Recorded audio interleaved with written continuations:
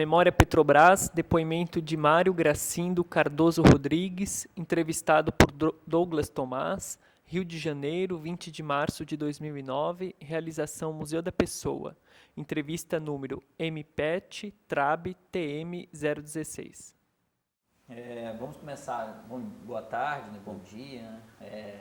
Bom dia. Mário, vamos começar, eu peço para o senhor começar dizendo o seu nome completo, o local e a data do seu nascimento. Meu nome é Mário Gracindo Cardoso Rodrigues, nasci em Belém do Pará, a 7 de setembro de 1930. E, senhor Mário, qual é a sua formação? É administrador de empresa. E quando é que o senhor entrou na Petrobras? Eu entrei em 1º de fevereiro de 1957. E como é que foi isso? Olha, o meu ingresso à Petrobras foi devido a um edital da própria Petrobras para um concurso para preenchimento de vagas naquela época.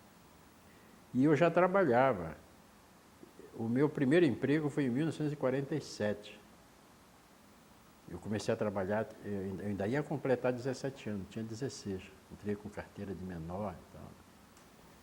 Então, quando houve esse concurso à Petrobras, eu já tinha 10 anos de experiência. E naquela época, a Petrobras precisava de gente com experiência. E o concurso foi vinculado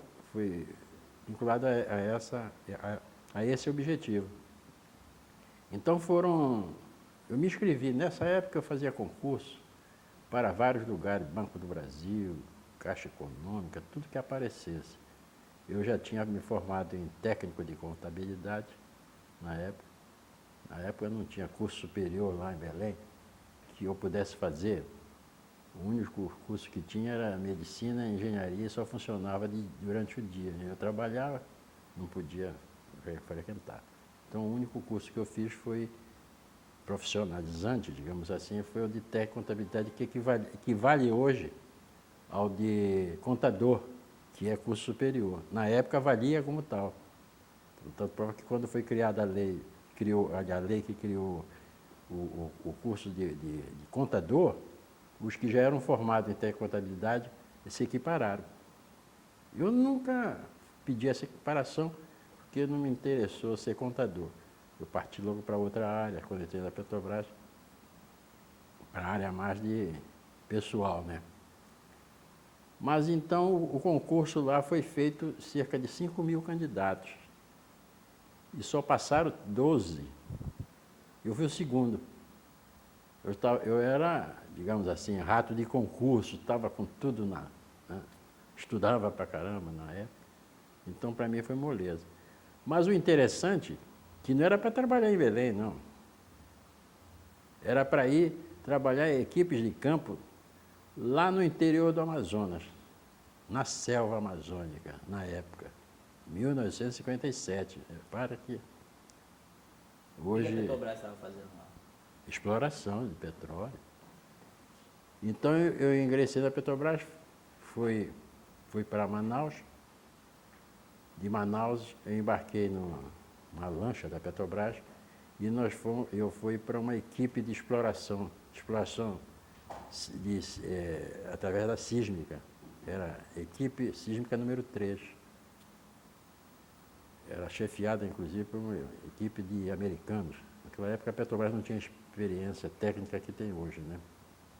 Então ela contratava essas empresas de técnicos americanos para a exploração de petróleo na Amazônia.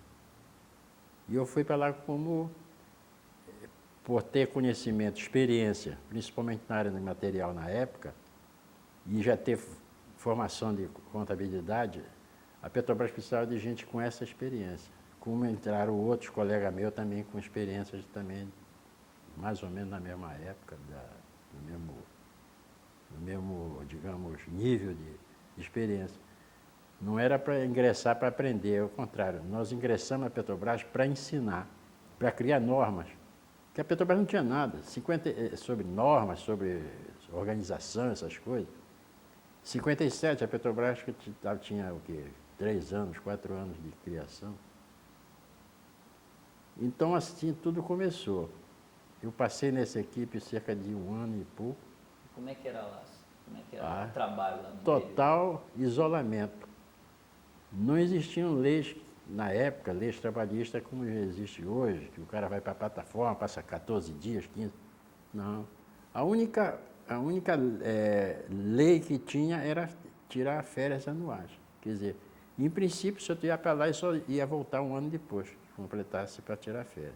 Mas eu consegui sair algumas vezes, voltar a Belém, por permissão do próprio chefe da equipe, que era americano, né? O senhor era casado? Não, eu era solteiro na época. Então, foi essa a história inicial, né? O senhor lembra de alguma história desse 1 ano no Manaus, Amazonas?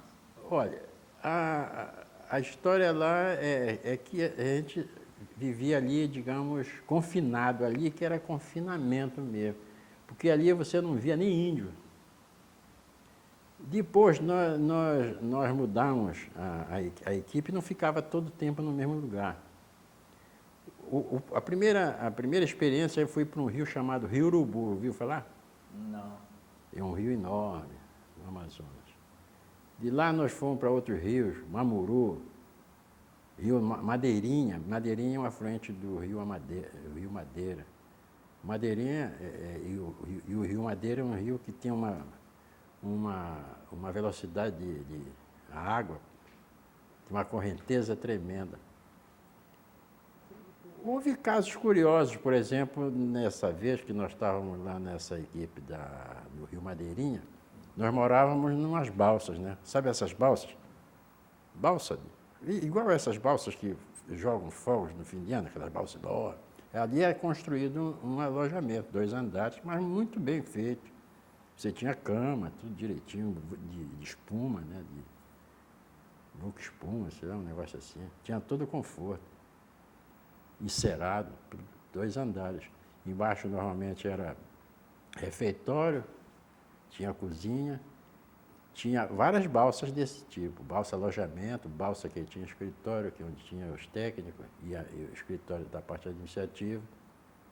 E a gente convivia ali com as mesmas pessoas. A primeira permanência que eu tive foi de 5 meses lá.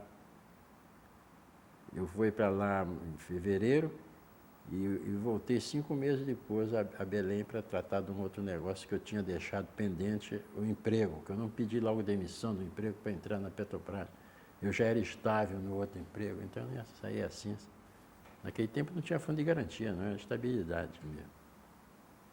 Então eu voltei para rescindir mesmo o contrato e ficar na Petrobras. Então aí eu quando entrei na Petrobras já tinha 10 anos de experiência de trabalho, né? Não foi meu primeiro emprego, foi meu segundo e único. Só tive 2 empregos em toda a vida, oficialmente, né? Para fins de aposentadoria. Bom, depois de passado, eu era solteiro, quando eu viajei, eu já estava noivo. Então, eu deixei, né, uma única vez que eu voltei a Belém, depois de ter ido para lá, eu deixei tudo certo para o casamento, né? Deixei na mão da noiva, né? E da família para preparar, marcar tudo. Só que quando eu recebi a carta dizendo quando ia ser feito o casamento, eu recebi na semana do casamento. Porque para chegar uma carta onde nós estávamos era muito difícil, demorado. Aí eu saí de lá que nem um louco. Nós estávamos num rio que ficava perto de Parintins, essa cidade que tem boi, né? Naquela época não tinha essa divulgação toda. E para pegar um avião que passava por lá, um avião da Pané, era da Pané, Catalina, que fazia a viagem assim, ele pousa na água, o avião pousa em terra e na água, Catalina. E não tinha reserva de passagem. A sorte é que os passageiros que vieram de Manaus para pousar lá, mas não iam ficar lá, iam se prosseguir viagem, estavam passando mal e desembarcaram, aí deu vaga. Foi a sorte de eu pegar essas vagas e chegar em Belém. O casamento era no sábado, eu cheguei na quarta-feira, antes, para fazer terno e tudo. Eu convidei os padrinhos dentro do avião, iam 12 engenheiros, colega meu, para ser padrinho. E assim foi feito. O negócio era todo... não foi mole naquela época, não. E aí o senhor ficou... Aí eu casei, passei 3 dias depois de casado, era a folga que tinha para casamento, e depois voltei para a equipe de novo. Só voltei de novo 3 meses depois. Mas aí já com uma vantagem, porque aí eu fui indicado para ser transferido, para morar em Manaus, para chefiar o órgão de pessoal lá. Em Manaus tinha uma base de apoio, e a base dá apoio a toda a operação de exploração de petróleo na Amazônia, no Amazonas, né? Porque existia uma base em Belém também, existia outra em São Luís do Maranhão. E essa base de Manaus dava apoio a uma outra base, que era a base de Nova Olinda do Norte. A história da base de Nova Olinda é interessante, que ela foi construída às margens do rio Madeira, não me engano, na margem esquerda. Ela fica a uma distância de lancha de Manaus para Nova Olinda, levava umas 5 a 6 horas de viagem. E de avião leva uns 15, 20 minutos. Catalina. A Petrobras depois adquiriu 2 aviões desses.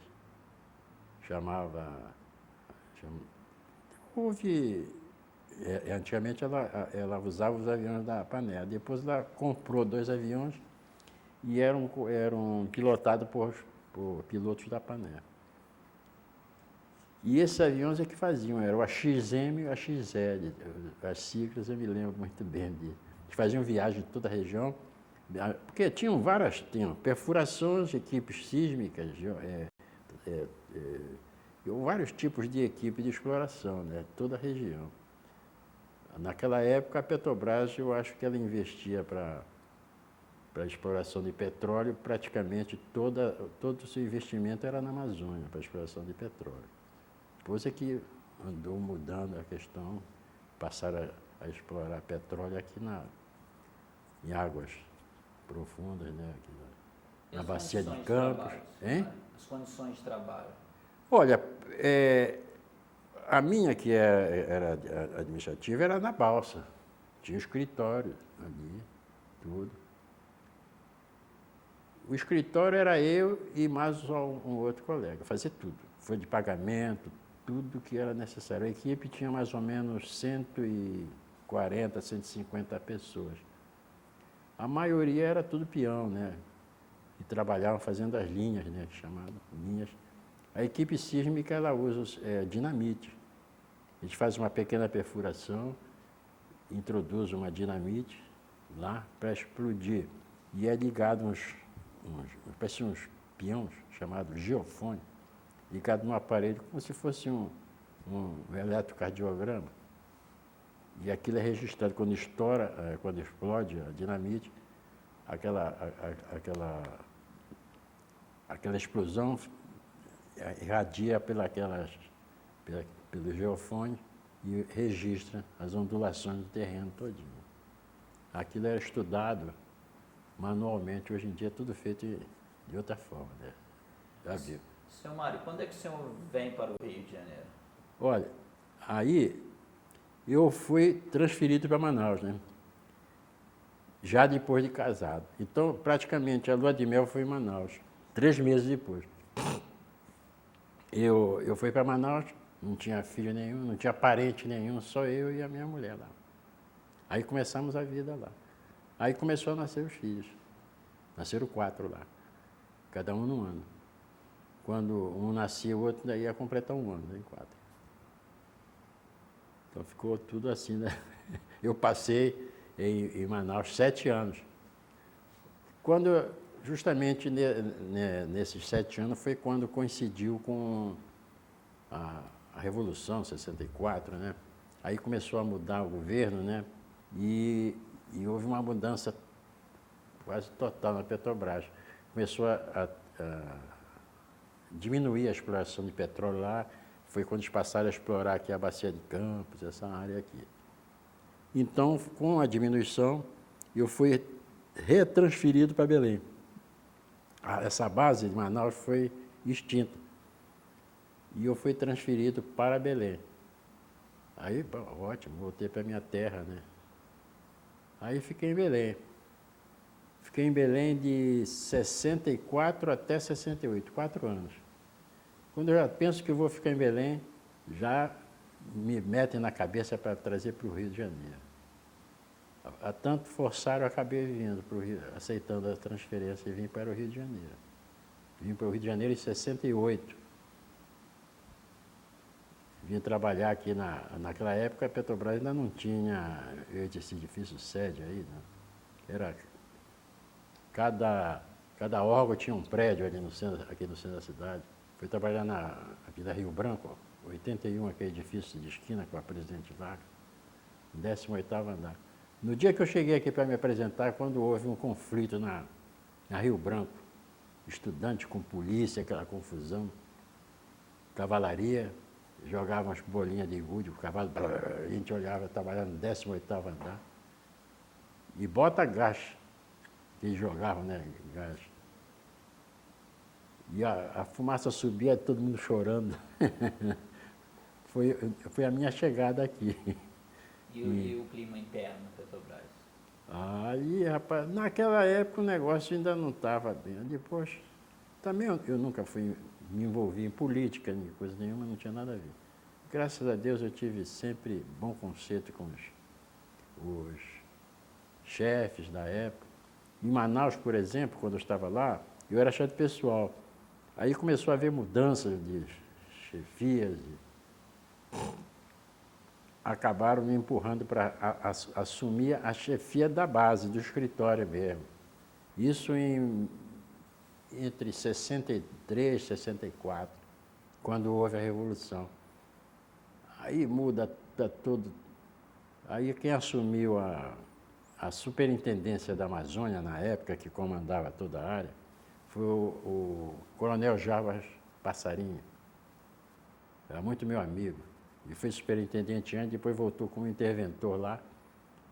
Aí ele me manteve na chefia lá de Manaus.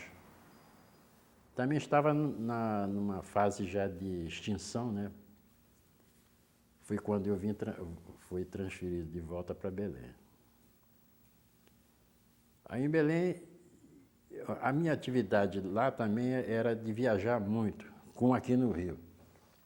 Eu viajava para todos os lugares onde tinha órgãos da Petrobras, para fazer a auditoria de pessoal, né? Verificar se estavam seguindo as normas certas com relação ao pessoal, não só pagamento, controle e outras coisas. Porque cada lugar tinha seus órgãozinhos de pagamento, de pessoal, né?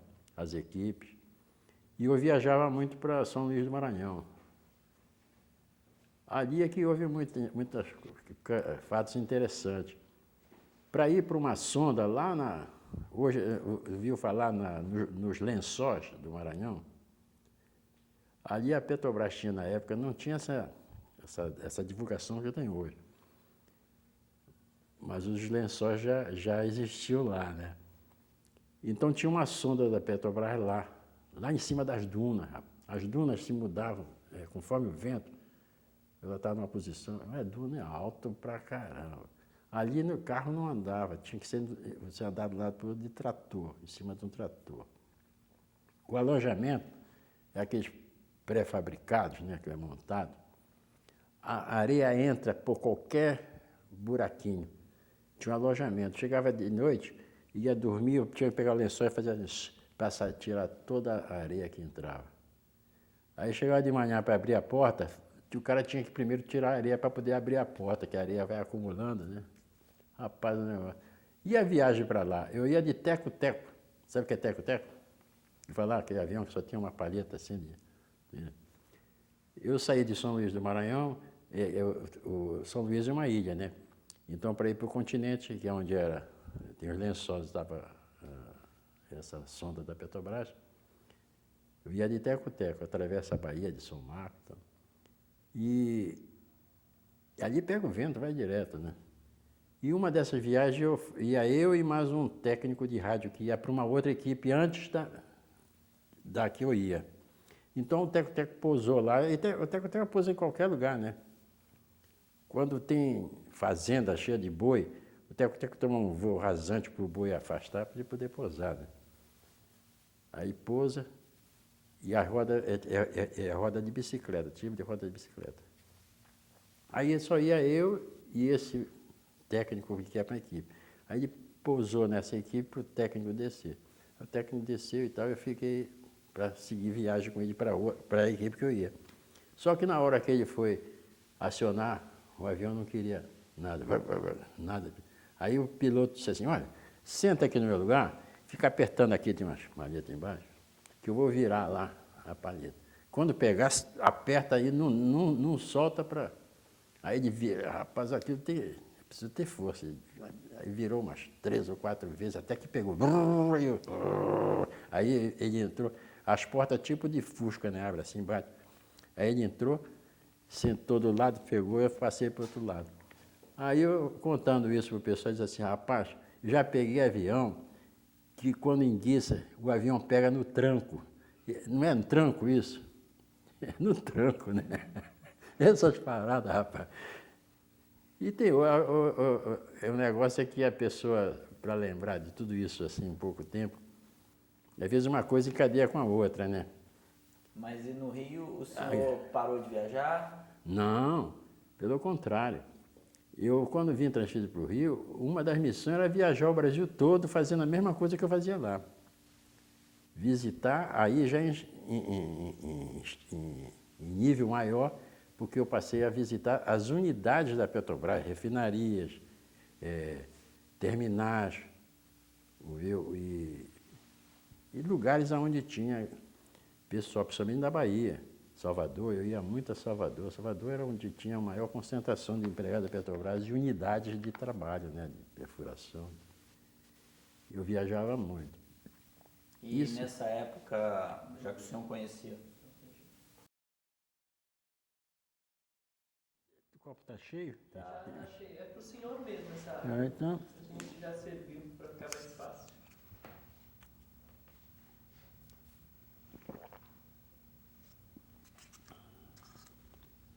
Ok,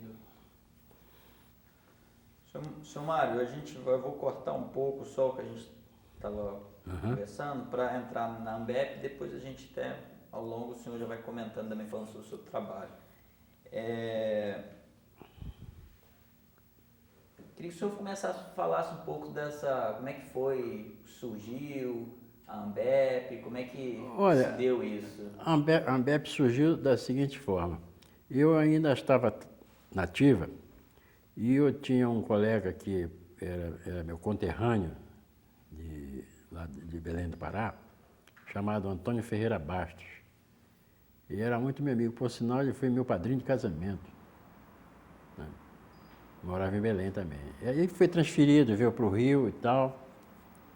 E ele já estava aposentado. Eu encontrava com ele e ele tinha uma ideia de criar uma associação.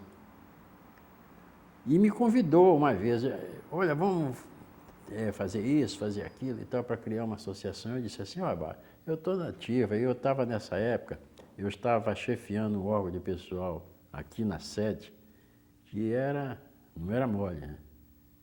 Não me deixava tempo para nada. E então eu disse, olha, eu não gosto de entrar numa coisa que eu não vou dar conta de me dedicar, né? E ficou nessa conversa. Aí, passado um tempo, aí eu acabei decidindo me aposentar, né? Já tinha tempo, resolvi me aposentar e me aposentei. Muito bem. Eu me aposentei, digamos, foi a partir do dia 81, deixa eu ver aqui o mês, mais ou menos pelo mês de julho, se não me engano foi mês de julho, início de julho de 81. Eu sei que uns 3 dias depois de eu já estar aposentado, eu saí com a minha esposa, eu moro na Tijuca, né, lá na Valparaíso, e sempre saí a pé, fui até a praça. A minha esposa queria fazer compra e tal. Aí quando chegou lá em frente um shopping que ainda tem ali, o shopping 85, parece. Você está lado daqui, não é do lado que tem C&A, não é desse outro lado aqui. É o shopping mais antigo que tem ali. Ia passando bem ali, quem é que encontrou esse colega? Ele também é a esposa. Aí ele se virou para ele, como é? Está de férias? Aí eu disse assim, não, agora minhas férias é permanente e tal. Aí começamos a conversar, aí veio na minha ideia. Aí eu me virei para ele e disse assim, Bastos, chamar ele de Bastos. Bastos, agora é que está a oportunidade de criar associação, agora eu estou aposentado. Rapaz, o homem parece que acendeu o negócio assim. Na mesma hora ele era muito afobado, negócio dinâmico pra caramba. E disse assim, eu trabalhava em órgão de pessoal da Petrobras, tinha todo acesso a informações lá, tudinho, recente. E você vê se tu arruma na Petrobras uma lista de todos os aposentados com endereço, telefone, eu digo, pode deixar que amanhã mesmo eu arrumo isso. Aí eu voltei lá na Petrobras, falei com os amigos que trabalhavam na área de processamento de dados, falei, tudo bem, tirar aqueles formulários contínuos, né? Como é aquele formulário aqui? Aí nós dividimos em três. Aí foi quando eu convidei o Zuri, que era meu colega também, esse eu conheci em Manaus, esse que esteve aqui, o Zuri, Armando Zuri. Trabalhamos juntos lá em Manaus, uma das primeiras pessoas que eu conheci lá em Manaus.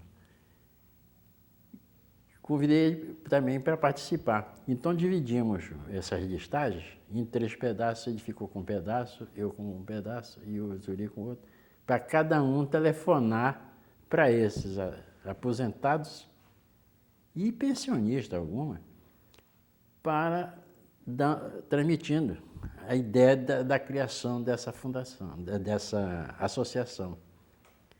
Olha, o apoio foi praticamente unânime. E aí, a partir disso, nós combinamos de fazer uma assembleia com esse pessoal. Marcamos uma data e fizemos a assembleia. Nessa assembleia, foi estabelecido, criado um grupo de trabalho para escrever os estatutos. Aí já foram convidados outros. Um cabeça branca, como eu esqueço o nome dele, ele deve passar por aqui também. O Ramiro. Ramiro deve vir por aqui, também participou dessa elaboração desse estatuto. Depois de elaborado o estatuto, foi marcada uma assembleia de criação mesmo da associação e na mesma ocasião foi eleito a primeira diretoria. Esse rapaz foi eleito presidente, o Bastos, eu, Zuri, Ramiro, Jorge Silva e quem mais, fomos formando a diretoria, né? O Jorge Silva, na área financeira, que sempre foi. E o senhor já havia participado de uma entidade parecida? Não. Por que nesse momento o senhor resolveu participar? Pelo entusiasmo desse próprio colega, que sempre foi meu grande amigo. E nós estudamos juntos, formamos na mesma escola de técnica de contabilidade, sabe? Eu conheci ele muito antes de ser empregado da Petrobras. E o que é que... Aí eu participei, foram 2 anos de diretoria, depois eu não quis mais. O Zuri também saiu, alguns permaneceram, e ele permaneceu também como presidente, entraram outros diretores, mesmo porque nessa altura, 2 anos depois de eu estar aposentado e que participei da diretoria da ABEP, houve um outro colega que era da Petrobras e que estava como, eu não sei se diretor, eu tinha uma função lá na Petros, na fundação. E ele gostava muito de mim. E ele me telefonou que eles estavam precisando de pessoas para ir trabalhar lá, para fazer um levantamento de dados que tinha mudado um pouco o negócio do regulamento da Petros e que precisava fazer um levantamento de dados. Aí eu fui convidado a trabalhar lá na Petros, com um contrato de 90 dias, depois prorrogaram por mais 90, aí depois apareceu mais outras coisas, acabaram me efetivando na Petros depois de aposentado. eu trabalhei na Petros 10 anos depois de aposentado. Eu aposentei em 81, né? Aí eu entrei na Petros, efetivamente, em 80 e... eu não sei se foi 85 ou 86. E saí em 96 pedi demissão que eu já não aguentava mais. Agora eu me aposento mesmo. E na Ambep o senhor parou de participar? Como Aí foi? parei, eu não deixei para essa turma. Naquela época, rapaz, o negócio foi brabo. Hoje o cara entra lá, bebe. Naquela época não tinha, olha, não tinha nem telefone, primeiro. Você vai criar um negócio, não tem nada, né? Zero. Papel não tinha, lugar não tinha. Então a gente arrumava lugar lá no sindicato, alguma coisa, uma sala lá para se reunir. Depois foi aos poucos, até que conseguimos, inclusive, que o pessoal aderisse para poder descontar a contribuição, para formar um dinheiro, uma verba para sustentar. E começou assim. Mas no início, a gente tirava do nosso bolso para botar carta do correio. Eu batia a máquina, em casa não tinha computador naquela época, as cartas batia na máquina de escrever. E não era só eu, ele e o Zuri e outros mais. O que a Ambep apresentava para Pois é, conquistar nós essas tínhamos novas que... pessoas? Exato. O que é que a Ambep reivindicava, o que apresentava para Não, conquistar esses... a ABEP foi criada para uma, digamos assim, em defesa dos aposentados e em defesa, inclusive, da própria Petros também, né? Que é a fundação que sustenta a gente também, em termos financeiros. A fundação que dá a suplementação da aposentadoria, né? Nós contribuímos para lá. Mas por que defender a Petros? Sim, é defesa em todos os sentidos. Você sabe que essas coisas, a gente tem que defender aquilo que dá o nosso sustento, não é isso? Mesmo que você está numa empresa, você tem que defender a sua empresa. É o que lhe dá emprego, né?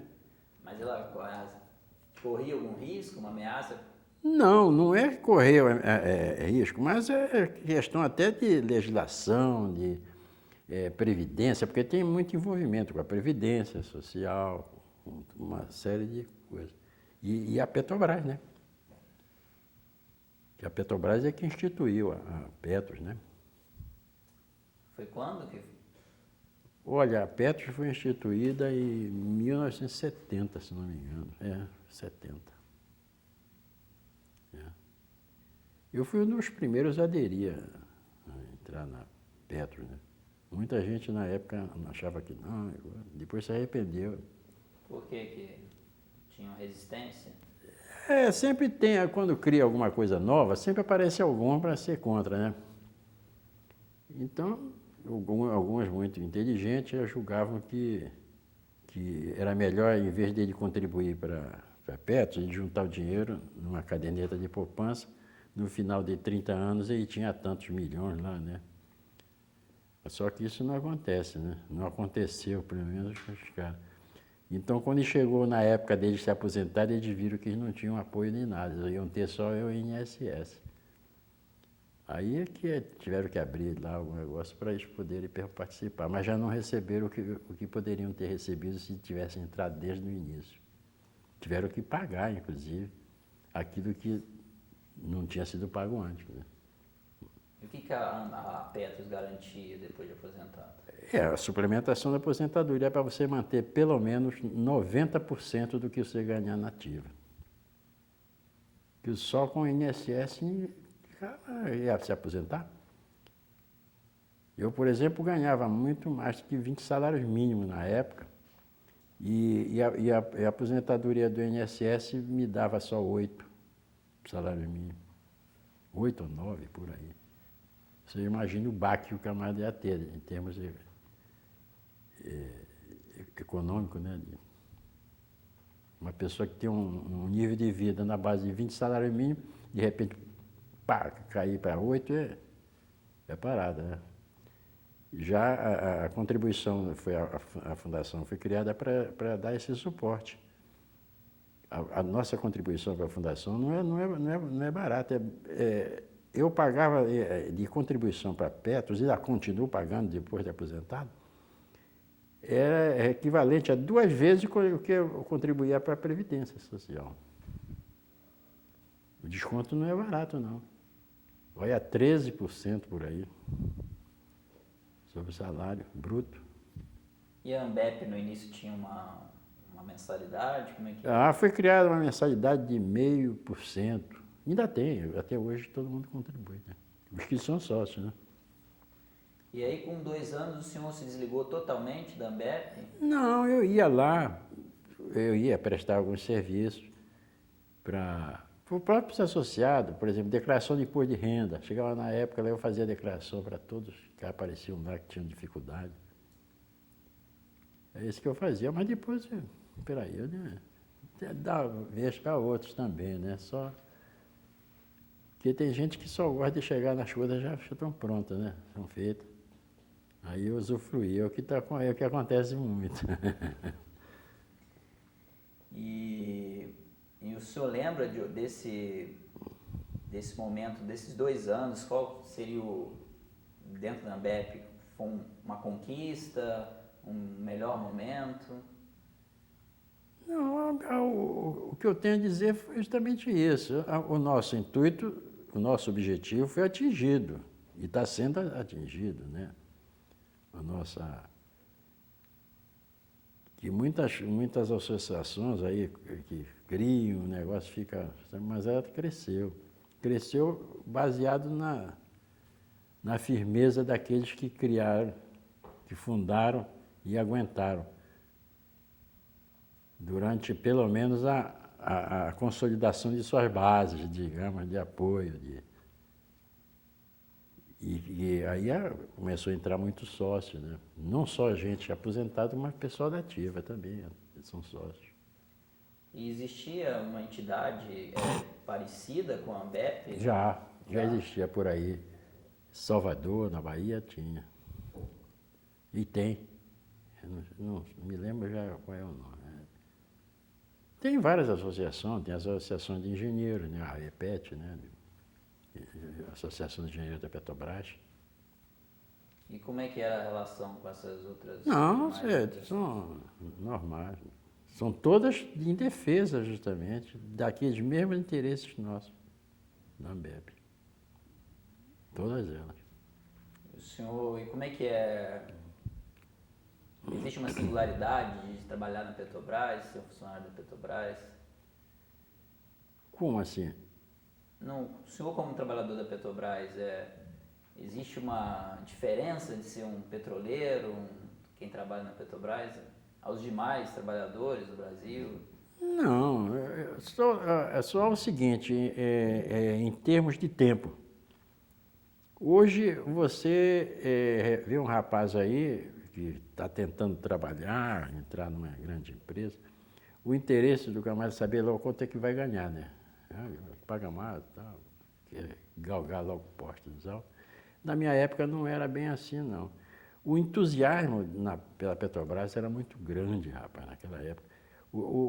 A pessoa ingressava na Petrobras com uma vontade de trabalhar e até esquecia de quanto ia ganhar. Queria trabalhar.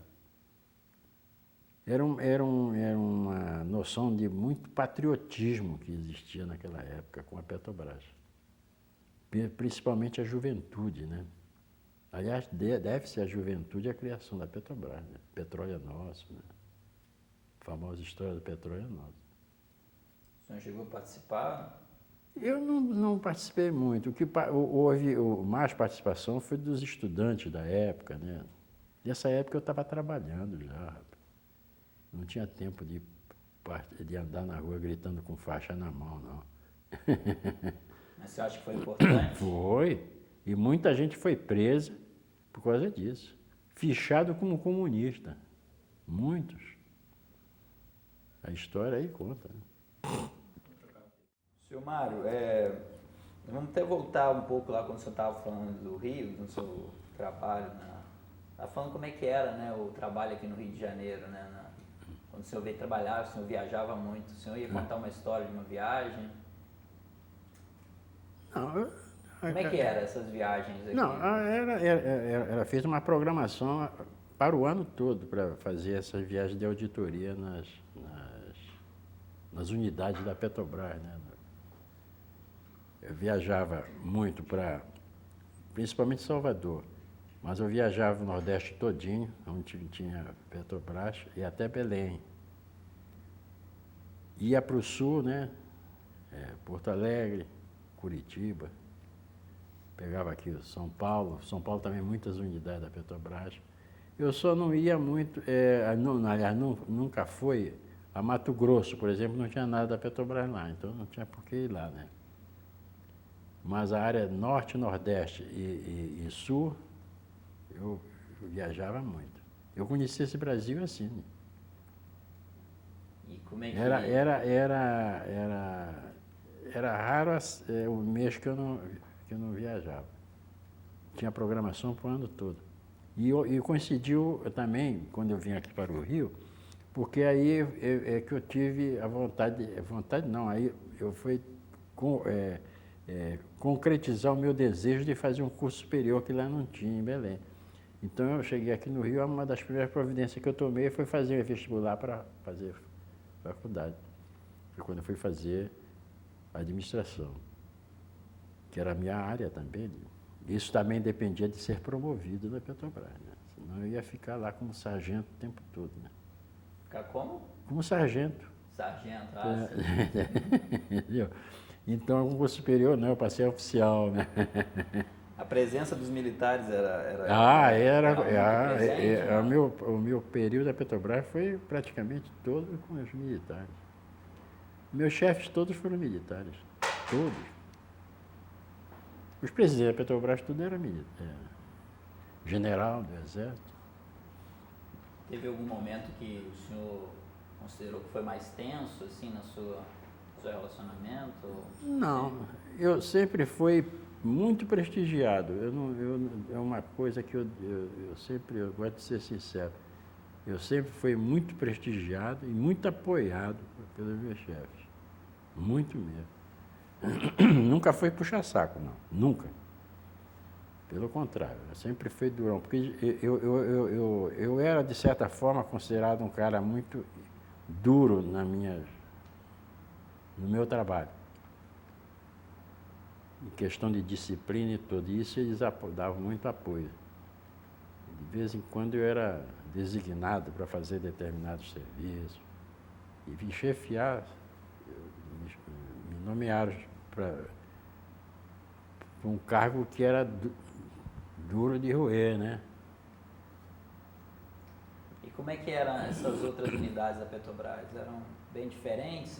Não, justamente essas visitas era para haver uma uniformidade de tratamento com relação às normas e a aplicação das normas, para não haver disparidade. Petrobras é muito grande, né? Então você vai lá no Rio Grande do Sul, lá na refinaria, no terminal, tinha que ter o mesmo sistema de aplicação de norma como é aplicado aqui. E, tanto no Nordeste, no Norte, tem a mesma. Inclusive, foi feito na época uma atualização, praticamente foi criado um manual, os manuais de normas de pessoal. Foi o órgão que eu trabalhava aí, eu participei ativamente. E quando ficou pronto, eu que viajei em todas as unidades, fazendo palestras sobre a aplicação dessas normas, explicando como elas deveriam ser aplicadas, né? Eu viajei essas unidades todinhas para a implantação desse novo manual. E o senhor ficou até quando nessa função? O senhor ficou até quando nesse... Olha, eu fiquei até 1973 ou 74, quando eu fui nomeado para chefiar um órgão de pessoal daqui da sede. Aí eu deixei de viajar, porque eu passei a trabalhar com o órgão de pessoal daqui mesmo, né? mas em compensação o volume. Aí na sede eu comandava meu órgão, o negócio era o órgão de controle, movimentação, controle de pagamento de todo o pessoal da sede. Só no prédio da Petrobras tinha mais de 1.000 pessoas. Fora outros pequenos órgãos por fora, Ilha do Fundão e tal. E isso tudo era controlado. Eu pagava desde o servente ao presidente, quer dizer, o meu órgão é que emitia folha de pagamento. Tudo. Você não podia errar, né? Já pensou errar o contra-cheque do presidente, do diretor? Houve algum caso? Havia, mas a gente tinha que saber sair, né? Mas era gente boa, né? O pessoal, os diretores, muitos diretores, muito bacana. E aí o senhor ficou até quando? Aí, nesse órgão, eu fiquei até me aposentar, em 81. Eu fui para lá em 74, e aí quando 74, 81. 7 anos, mais ou menos. Esse órgão que eu chefiava tinha 60 e poucos subordinados. Comandar 60 e poucos subordinados não é mole, né? E dividido em áreas de atividade, né? Cada área de atividade tinha um encarregado. Eu não podia comandar os 60 e pouco direto, né? Tinha que ser através dos encarregados. Bem que eu convivia diretamente com muitos. Com todos, de modo a dizer. Eu nunca ficava sentadão lá, eu ficava correndo. Ó. Se você olhar o prédio da Petrobras, era no 4º andar. Tem assim, era mais ou menos uma quina assim, todinha. Era o meu. Eu andava aqui, o mesmo que você está andando no quarteirão até aqui e voltando. Assim. Quarteirão longo. E aí, o senhor resolveu aposentar, porque estava trabalhando bastante? Não, eu não porque estava trabalhando bastante. Eu me aposentei por questão econômica, porque pelos cálculos que eu fiz, eu já estava trabalhando de graça. Eu podia estar aposentado e ganhando a mesma coisa. Aí o senhor tinha comentado que estava com... chegou um momento que já estava... Eu acho que é isso, né? Não estava valendo mais a pena, né? Não, isso na Petrobras, né? Petrobras, A da Petro já foi outra questão. É que não era a questão do dinheiro, é que eu não queria mais ter preocupações e ficar aquela tensão, porque de qualquer maneira, se tu entra numa atividade dessa, principalmente a minha área, é cheia de ter muitas tensões, né? Lidar com pessoas, né? Com problemas de relações e tal, é difícil, não é fácil. E, senhor Mário, a gente já está indo para o final da entrevista. O senhor comentou que não tem mais uma relação com a Ambep, né, próxima, né? Uhum. Mas o senhor teria condição de dizer como é que o senhor vê no futuro da Ambep? Olha, se eles souberem segurar a peteca, a Ambep a tendência é crescer, né? Os novos dirigentes, né? Que às vezes uma entidade dessa exige sacrifícios, né? Não é moleza muitas vezes, não, camarada. Primeiro é que ali ninguém vai para querer ganhar dinheiro, né? Dá mais sacrifício. Eu, por exemplo, não ganhava nada na Ambep. Nem a Ambep pode pagar salário para diretor, senão ela vai ter que pagar imposto de renda. Sabia dessa? Não pode. A única coisa que se ganhava era o almoço. Os dias que ia lá, tinha direito a um almoço. Um tiquezinho, almoçar. Entendeu? Não era um almoço, não era de magnata, não. Era almoço normal. E, senhor Mário, tem alguma coisa que o senhor quer falar? Para a gente ir já terminando a entrevista. Eu acho que eu discorri bastante sobre muitos detalhes, às vezes, como é? Eu não sei se eu botei aqui. Não foi aqui. Não foi aqui. Caiu aí. Opa. Tinha umas anotações, mas é isso aí mesmo, já falei. Foi justamente essas vezes em que eu fui 3 vezes transferido da Petrobras. Fui transferido de Belém para Manaus. Depois Manaus para Belém e de Belém para o Rio de Janeiro. Eu, quando estava aqui no Rio de Janeiro, já há uns 2 anos antes de me aposentar, me convidaram, aliás, que não era convite, não, era, como é que eles chamavam? Para chefiar o órgão de pessoal na Bahia, em Salvador. Aí eu tive que dar uma, já não aguento mais. Porque cada vez que você muda, principalmente de cidade, é uma parada, né? Parece que não. Principalmente quem é casado, tem filho, é como se está casando de novo. Começa tudo de novo. Se adaptar, principalmente em outro lugar. Aí eu não. Aí me intimaram para indicar um outro colega para ir para lá. Eu indiquei. E esse rapaz se deu bem. Está hoje em melhor situação que eu. Que bom, né? Não tem importância. E, Silmar, então, para a última pergunta, eu queria saber o que o senhor achou de ter participado dessa entrevista, do programa Memória Petrobras. É muito bom. Eu já tinha tomado conhecimento no site da Petrobras, que tem um site, uma parte lá para a pessoa contar, digamos, um pedaço da sua vida, né? Que tem naquela. Depois me dá foto, hein? Já tirou cópia já? E então eu já tinha